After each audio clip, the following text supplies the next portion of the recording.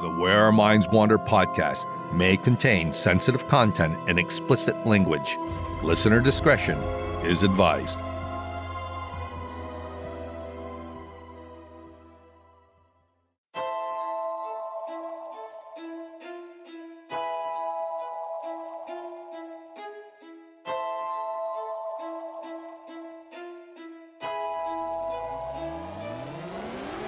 Greetings, fellow wanderers, to the places our minds wander. The house at the end of the dirt road, where disembodied voices whisper and strange sounds make the living shiver. Where shadows lurk at the edge of the woods, just outside your back door. And mysterious lights speed beyond reason across the clear night sky. Odd events throughout time that lead you down the rabbit hole. I'm Wes. And I'm Beth. And this is Where Our Minds Wander. Hello and welcome to Where Our Minds Wander, all you fellow wanderers. Thank you for joining us. Hello, everybody. We hope all of you who celebrate Easter had a good one. Ours was pretty good. Yeah, it was. Can't complain. No, we had a great dinner. Went for a walk. We did not find the golden egg. No. For all of you who don't know what the golden egg is that we're talking about, someone locally hid money inside a golden Easter egg. And hid it somewhere in our town. And we decided that we would take the map that they supplied and go look for it. Yeah, there were a lot of people out looking for it. We did not find it. No. It was a nice walk, though. But it was a great idea to get people out on a nice day. Mm-hmm. And the Easter Bunny didn't visit our house this year because our kids are all grown up. No Easter Bunny this year. Perhaps when they have their own kids, the Easter Bunny will come back. That would be awesome. It kind of would. I'd been known to steal a jelly bean or two. Really? One or two? Well, I don't really like jelly beans. Who are you kidding? Not jelly beans. I'm not a big fan. But if there's a Cadbury cream egg in there, you better believe I'm gonna, Well, Halloween isn't that far away. Well, that's true. So you'll be getting all kinds of chocolate and goodies. Yeah, because I still go door to door. Where am I going to be getting Halloween candy from? I'd have to go out and buy it for myself. Oh, that's right. The kids don't trick or treat anymore either. No. Well, you're screwed. I know. Used to make out big time. I know. So, what are you talking about tonight? Well, I'm talking about the same thing you are. We're talking about a hotel in San Antonio. I kind of knew that, but I'm so used to saying, what are you talking about tonight? That I forgot it was one story. You forgot what you were talking about, too? Yeah. Well, I'm going to get into it, all right? Yeah, go for it. All right. So, San Antonio, Texas might just have the lead in haunted hotels.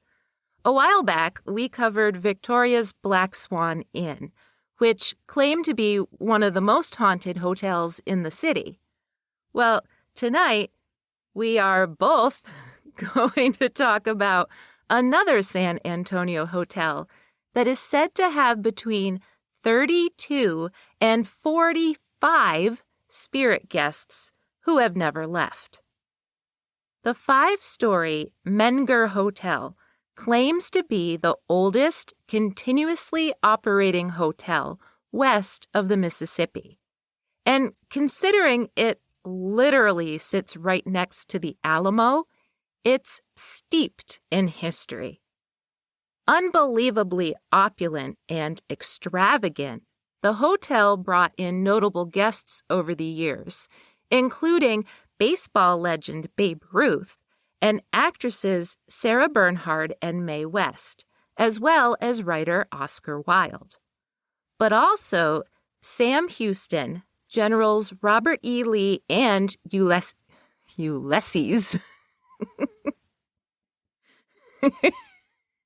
You want to try that again?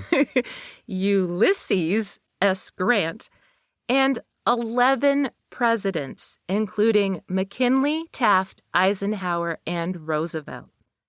But it also brought in guests like Bill. According to GhostCityTours.com, during the early 1900s, an entertainer staying at the Menger Hotel apparently fled without paying his bill. But he left his performance partner, a 750-pound alligator, behind. Hotel management decided to hang on to the gator, name him Bill, and let him prowl around the hotel atrium indefinitely. Now, it would be pretty hard to flee with an alligator that's 750 pounds. I know. Did he leave it in the bathtub? Like, where did he leave it? I don't know, but I guess it would help pay for some of his bill if they sold it. Or if people came to the hotel just to see it. Yeah, it would bring in people. Several of the guests, by the way, are allegedly haunting the hotel to this day, but we'll get to that later. First, I want to talk about the hotel's history and why it's so important to the city of San Antonio. William Menger immigrated from Germany to San Antonio in the early 1840s. In 1855, he opened the very first commercial brewery in Texas, the Western Brewery, with his business partner Charles Philip Deegan. Right next door to the brewery was a boarding house run by a young German widow named Maria. Most websites call her Mary, though, so I will also call her Mary. Mary's boarding house was pretty successful. One of her longest boarders was sculptor Gutzor Borglum, who rented out studio space from her. He went on to spend 14 years carving Mount Rushmore. It seems almost fateful that William Menger, the brewer, and his next-door neighbor, Mary, the boarding house owner, would get married. Within 2 years of their marriage, William decided that all of the patrons who came to his brewery could really benefit from a nearby hotel. So in 1857, he hired architect John M. Fries to build him one. Fries had recently done repairs to the Alamo, and Menger was impressed by his work. The 2-story, 50-room cut stone building was filled with classical details. According to historichotels.org, the San Antonio Herald ran the following article on January 8, 1859. Quote, "The Menger Hotel is rapidly drawing towards completion. The main room on the second floor is unsurpassed for beauty. The finishings of the walls and ceilings being developed and executed by our fellow citizen P.C. Taylor. The walls and ceilings unite the smoothness of glass to the whiteness of alabaster, whilst the moldings are conceived in fine taste and executed in the best style of art." End quote. I always like quotes that have whilst in them. We don't say whilst enough anymore. Well, I don't. My mouth can't say that. Guests at the Menger were in for a 5-star treat. Mary designed all of the menus herself, based off of her experience at her boarding house. But the Mengers also believed in delicacies. Mary's menus included wild game, snapper turtle soup, pasta, veal, and mango ice cream. Well, the ice cream sounds good. I know. The Mengers also sent modified wagons around town, so hotel guests could be picked up anywhere in town to come have a delicious lunch. Mary also liked to throw lavish dinner parties where she could show off her culinary skills. The Menger Hotel was so successful that William was able to put a 40-room addition onto the building that connected the hotel directly to his brewery. Esteemed guests like Governor Sam Houston were treated to a walk through a connecting tunnel to view the brewing rooms. During the Civil War, Confederate soldiers, including General Robert E. Lee, took refuge in the hotel. Hospital beds were set up for the wounded, and they received medical care. William Menger passed away in his hotel at the age of just 44 in 1871. But rather than sell the hotel, and why would she? It was doing a booming business. Mary and their son Louis continued on without him. By 1877, the newly built railroad was bringing in so many guests that Mary had mail chutes installed on each floor of the hotel. Guests could simply drop a letter down the chute and it would be taken to the post office for them. Mary was a keen businesswoman, and in 1 year alone, she welcomed 2,000 guests to the 316-room hotel. By the 1870s, she was able to afford to outfit the entire hotel with gas lights. But also by the 1870s, Mary was getting on in years, and her son Louis had no interest in taking on the hotel and brewery by himself.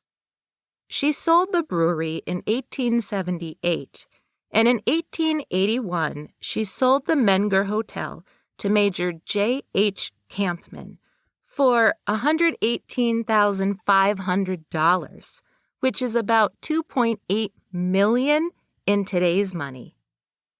Campman was so enamored with the hotel's 4-poster beds, velvet-covered Victorian sofas and chairs, marble-topped tables, and luxurious wall coverings that he paid an additional $8,500 for all of it, which would be about an additional $203,000 today. Well, why wouldn't he? It's fully furnished that way. Right. I can't understand why the son wouldn't want to take it on, though. Such a lucrative business being given to him. I don't know. I mean, you hear about that sometimes. He had other dreams, I guess, you know?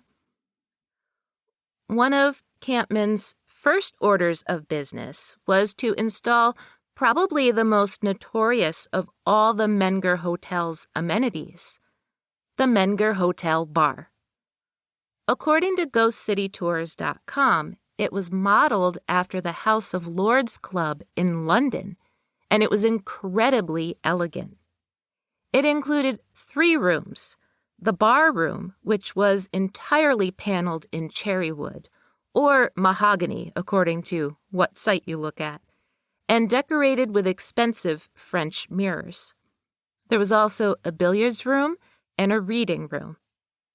According to Legends of America, during the Spanish-American War in 1898, President McKinley, who also spent some time in the Menger Hotel, tasked future President Theodore Roosevelt with recruiting men for the first U.S. volunteer cavalry.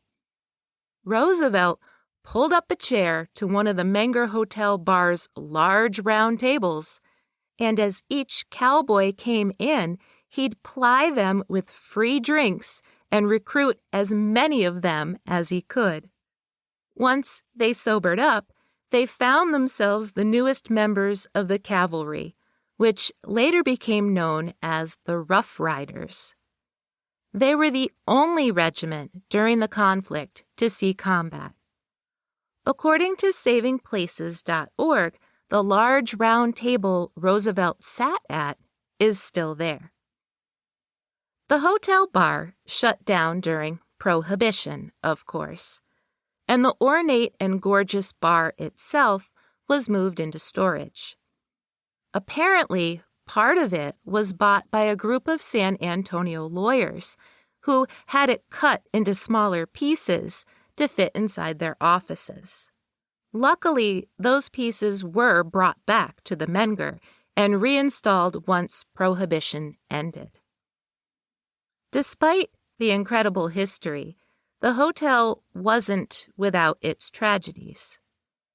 Besides the untimely passing of William Menger, there were some other events that both figuratively and literally brought the hotel down.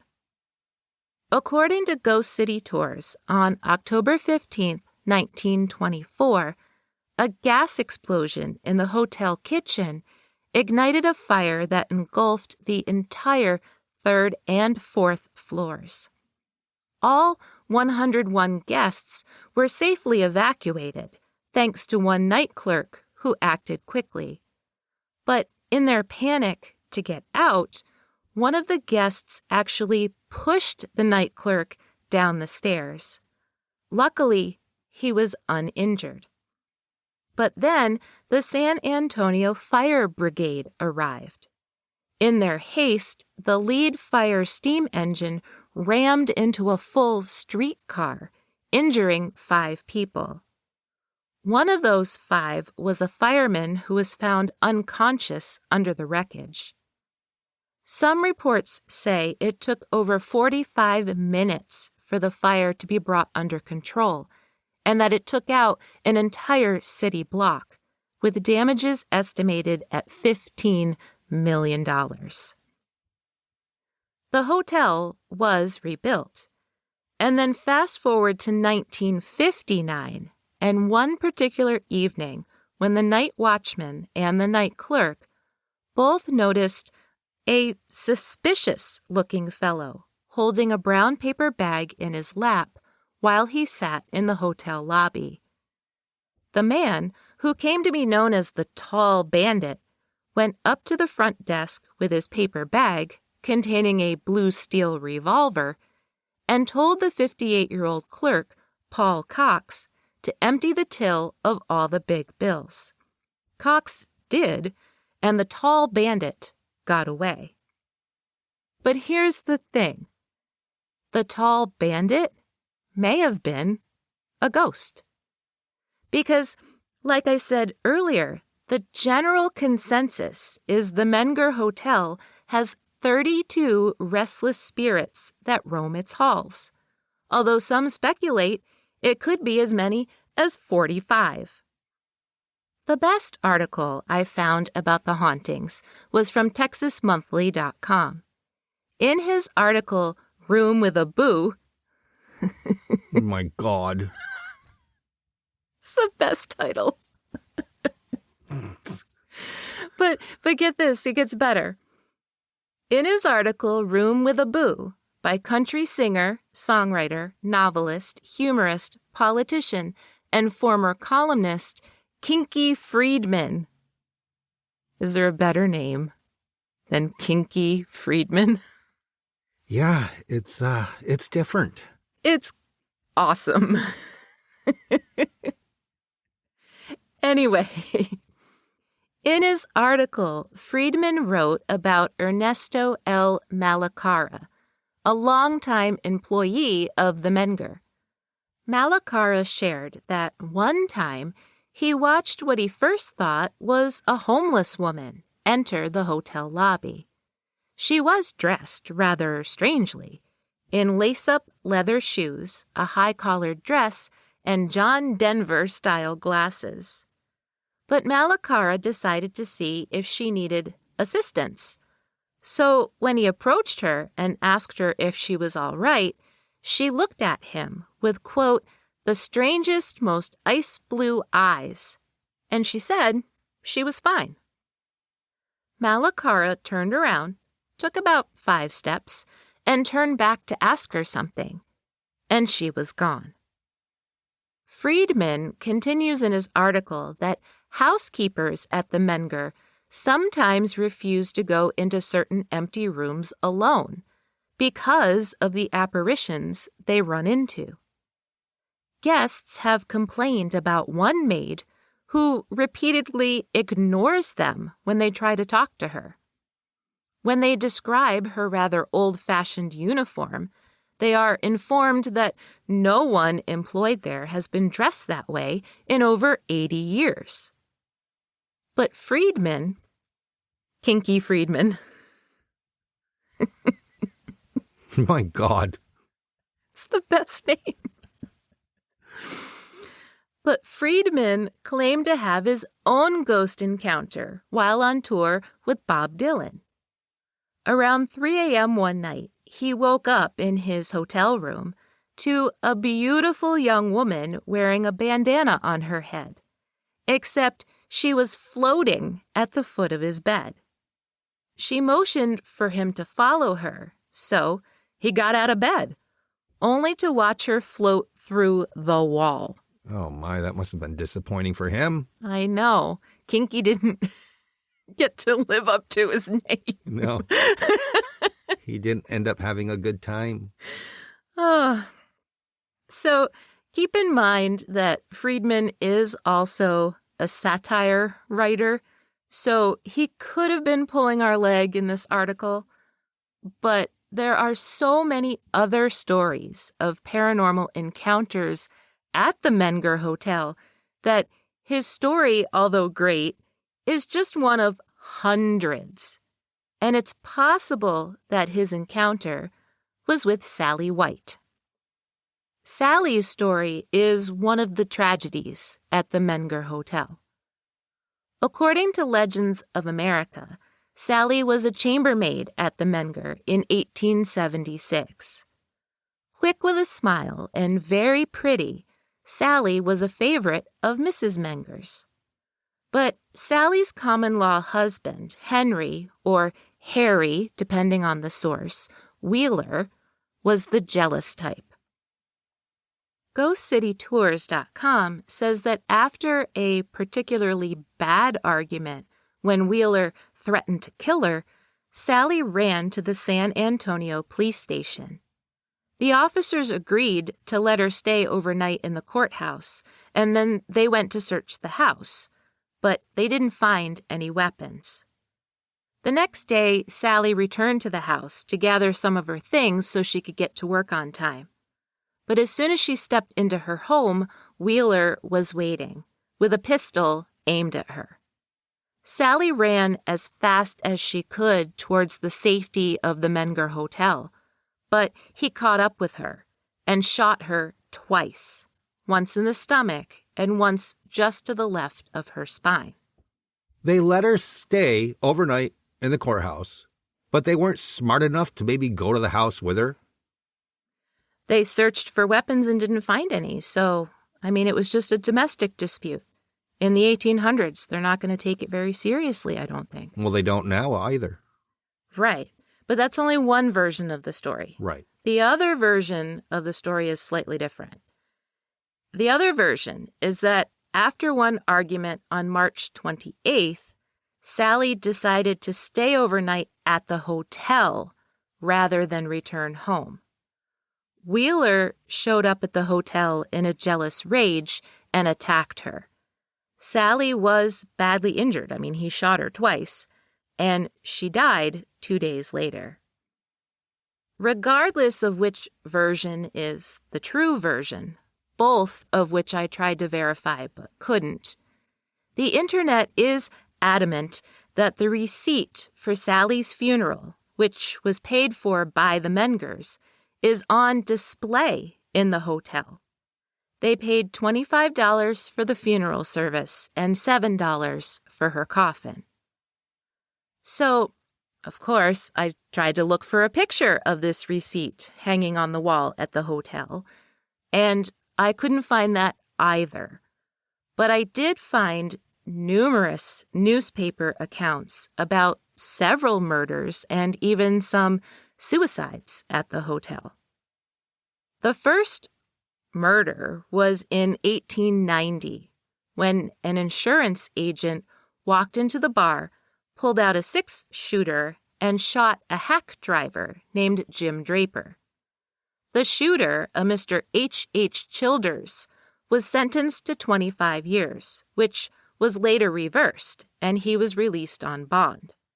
There was no explanation in the newspaper account for why he had committed this murder. Then, in 1903, a 26-year-old man who was suffering from ill health moved to San Antonio in the hopes that the dry air would cure him. So, I'm assuming it was TB. But regardless, his health didn't improve, and the young man took his own life in one of the rooms at the hotel. There was also a 1952 newspaper article about a woman who fell to her death from the fourth-floor balcony. And I won't go into details, but there was another attempted suicide in the bar in the 1950s as well. But back to Sally White. Writer Kinky Friedman may have woken up to Sally's apparition at the foot of his bed, and many other guests have claimed to see the former maid, dressed in a long gray skirt and a bandana around her head, carrying clean and folded towels down the hallway. GhostCityTours.com reports that on at least 2 separate occasions, guests watched Sally walk through walls or a closed door. One guest stepped out of the shower to find Sally folding sheets at the end of her bed. But Sally is by far not the only ghost at the Menger, and we'll get into the many, many more after this quick break. Hey, did you know? It's now time for some fun facts about food. Cranberries can bounce. Peanut butter can be turned into diamonds. All carrots used to be purple or yellow. Bananas are technically berries. White chocolate isn't chocolate at all. Mountain Dew is mostly orange juice. Raspberries are part of the rose family. Cucumbers contain more water than watermelon. Rhubarb grows so fast that you can actually hear it. Pistachios are not a nut at all. They're a fruit. Who'da thunk it?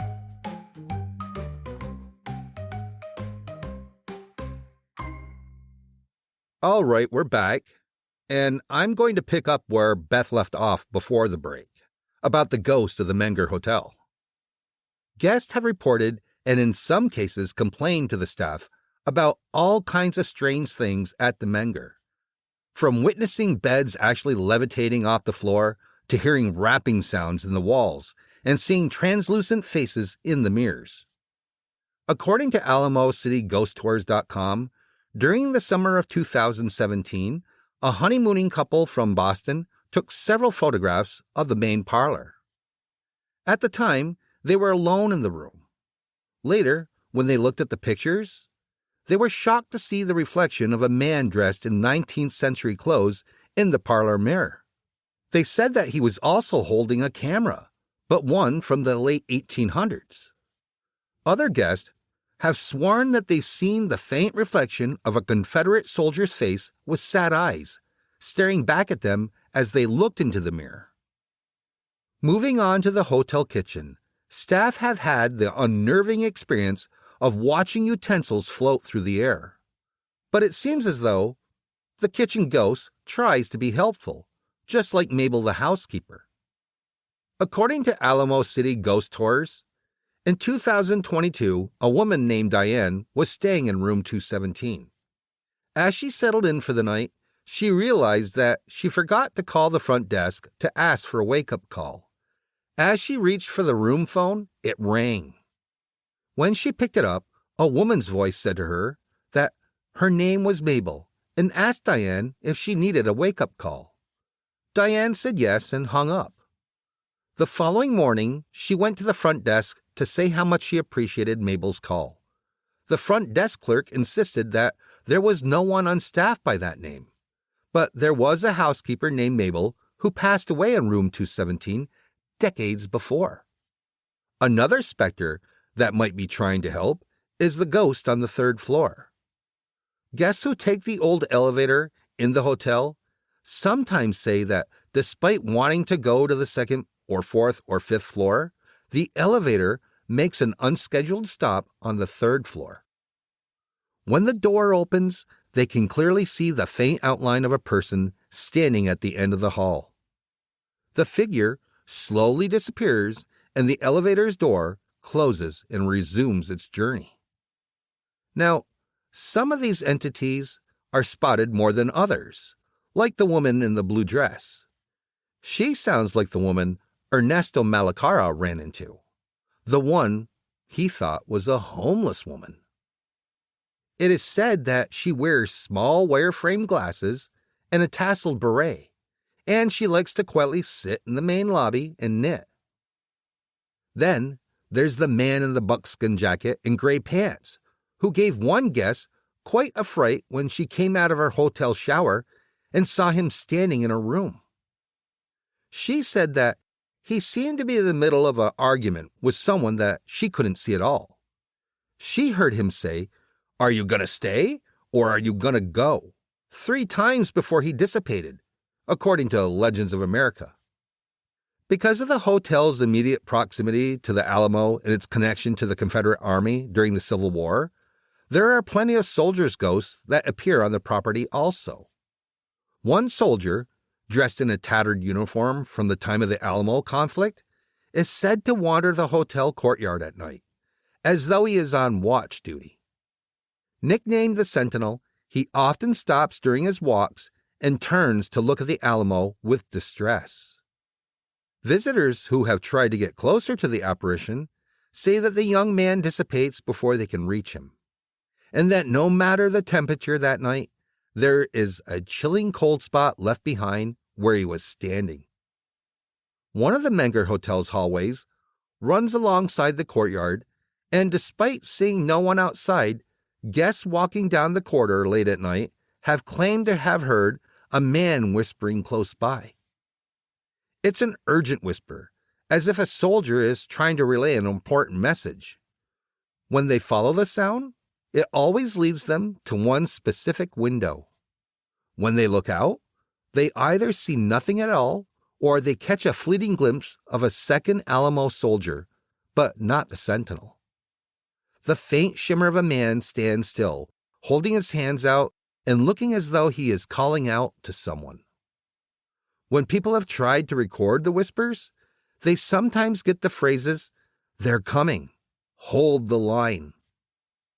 A third soldier ghost is thought to be that of a Confederate soldier named Elijah. Elijah's story has a bit of a legend quality to it, but his heroic story is that as he lay dying near where the Menger Hotel was built, he played a mournful tune on his trumpet. To this day, the faint sounds of a trumpet can still be heard through the hotel's hallways, especially on the anniversary of his passing. And finally, there's the helpful Confederate soldier in room 207. Guests staying in that room have reported waking up to the apparition of a soldier standing by their bed in a rather attentive way. But instead of being creepy, it's as if this soldier is trying to care for them as though they are a fellow wounded warrior. He will often tuck in their blankets or even pick up items off the floor. They say that their overwhelming sense of him is that he was once a medic and is still trying to do his job in any way he can. Now, Beth had mentioned earlier that William Menger died in his hotel at the age of 44 in 1871. We couldn't find anything about how or why he passed away so young, but he only ran his beloved hotel for about a decade before he died. Perhaps he didn't want to leave his hotel, or perhaps he was just really pleased that the bar was added a decade later, because Menger's spirit is said to haunt the hotel bar. He always sits in the same seat, and it's always between midnight and early morning. Often, he raises a glass as if toasting the room with good health. Menger also likes to play the piano. At least, that's who employees think is playing the piano in the parlor, where there's absolutely no one in the room. Again, it's usually late night or when the hotel is particularly quiet, when the sounds of a soft, sad ballad can be heard. Some employees have even claimed to have gone to investigate, walked into the empty room, and actually seen 1 or 2 piano keys depress and release on their own. So it makes me wonder if it actually happens a lot more than they realize, but they only actually hear it on quiet nights. I think it's sad if William Menger is there, but Mary, his wife, isn't? I know. And she loved the hotel as much as he did. Right. So that's kind of sad. It really is. But you figure he put all this money and all this time into building this hotel, and he really didn't get to see it through. Right. She at least was there for most of it, although right. The bar went in after she sold it. But and she had some good times there, and he kind of missed a lot of it. Right. Someone else who really didn't want to leave the Menger Hotel was Captain Richard King. He loved the hotel so much that he actually asked to be brought there at the end of his life just so he could die there. According to Legends of America, Captain King owned one of the largest ranches in all of Texas, named the King Ranch, which covered 825,000 acres. King was also a riverboat captain and a Confederate supporter during the Civil War. He supplied Confederate troops with cattle and helped maintain the Cotton Road trade route, which allowed Confederates to sell cotton in Mexico.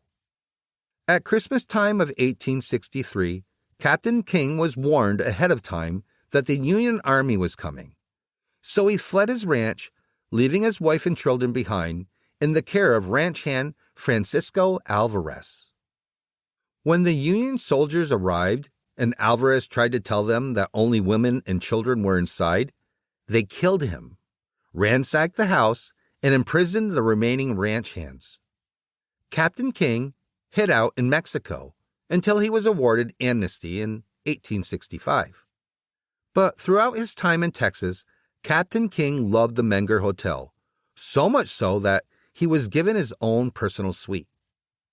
During the last months of his life, King wrote his will and letters to all of his loved ones from his room.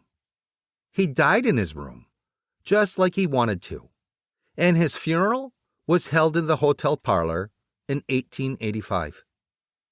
Employees and guests swear that they've seen Captain King's apparition in his old suite, especially walking through the wall where there once was a door. The Menger Hotel prides itself on retaining much of its original furniture from the 1800s, and the bed in the King Ranch suite is no exception. It's said to be the very bed Captain King died in. According to Ghost City Tours, seeing King's ghost walk through walls isn't the only weird thing that happens in King's former suite. Guests also complain of feeling watched, and one female guest allegedly woke in the middle of the night to actually seeing the man standing at the foot of the bed watching her. Other guests have reported hearing heavy footsteps walk across the room and hearing the window open and shut over and over on its own. Like Sally White, Captain King doesn't just stay in one place, though. He also wanders the hallways of the second floor, and guests have reported seeing a strange and unexplainable red ball of light floating through the hallway that they think is Captain King's spirit. That'd be cool. I mean, you hear about orbs all the time, which, quite frankly, is quite often dust in photographs. But when it's a red glowing light floating around, that's a little hard to explain. Yeah, it's a bit strange. Mm-hmm. But by far, the most famous ghost of all at the Menger is Teddy Roosevelt. His apparition has been spotted at the bar on numerous occasions, usually after the bar has closed up for the night. Employees see the translucent but unmistakable figure of Roosevelt standing by the bar. He never seems to acknowledge them when they spot him like this.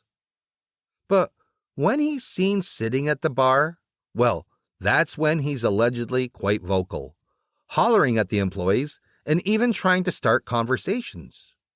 When they try to approach him, he supposedly launches into all the reasons why they should join the Rough Riders.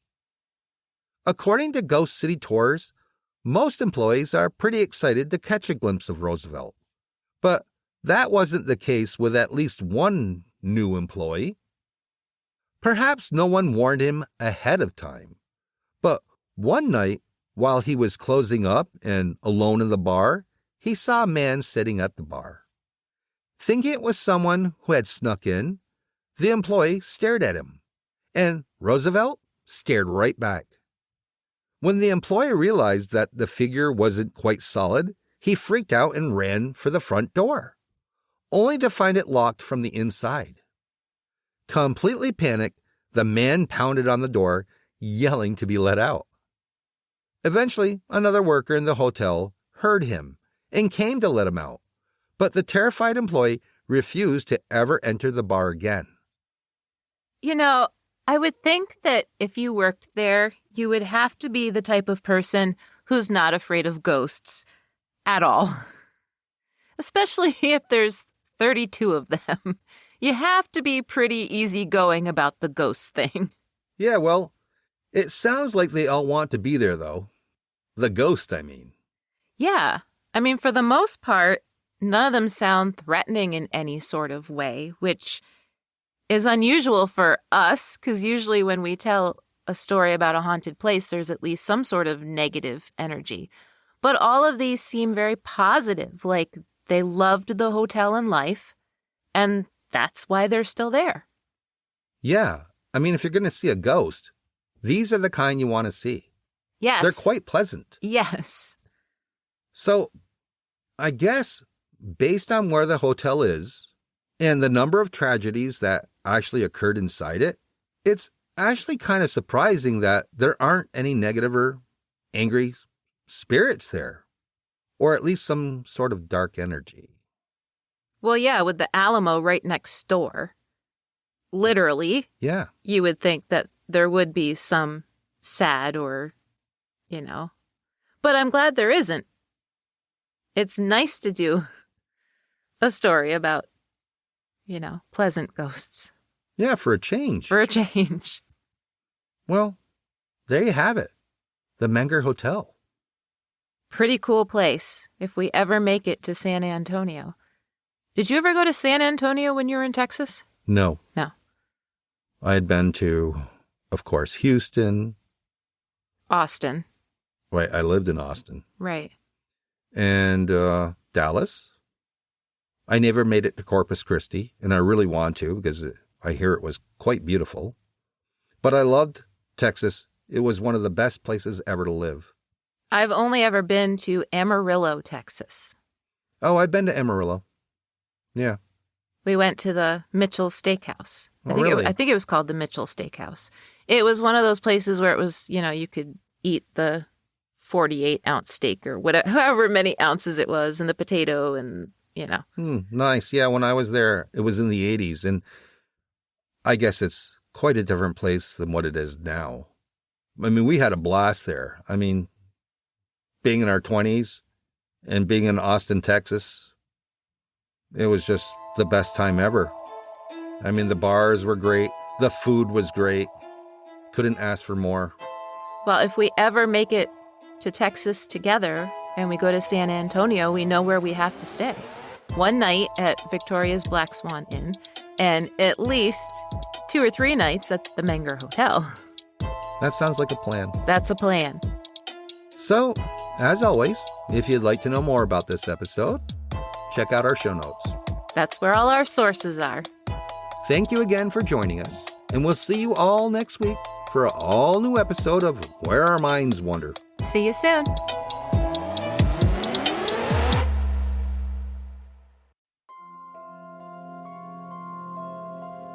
Thank you for joining us.